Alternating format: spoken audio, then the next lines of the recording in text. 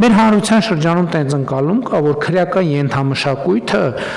ասենք օրինակ տղաներին ուժեղացնելու ճանապարհը, ես ուզում եմ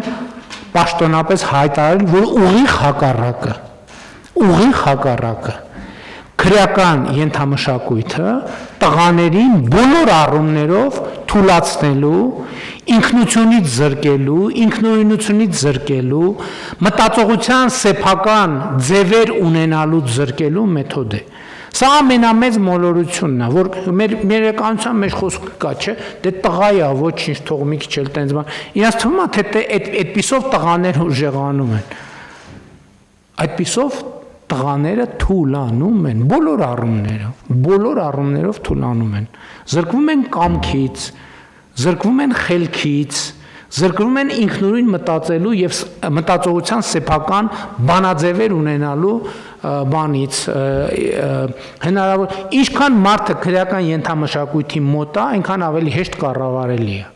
Ինչքան քրեական իր մտածողության ձևերով, ինչքան քրեական ենթամշակույթի մոտ է, այնքան ավելի անմրցունակ է ցանկացած ոլորտում, աշխատանքի շուկայում, ցանկացած հարաբերության մեջ։ Սա ինձ համար աքսիոմ է եւ ինձ համար տեսական թեստ չի սա, այլ մի բան է, որ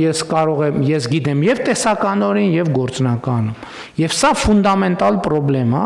եւ ես իհարկե ուրախ եմ, որ մեր մոտ աղջիկները ավելի ակտիվ են կրթության ոլորտում, բայց ես մտավախություն ունեմ, թե նաև այդ առավելությունը այս երևույթի պատճառով է, որ տղաների անբնական պասիվության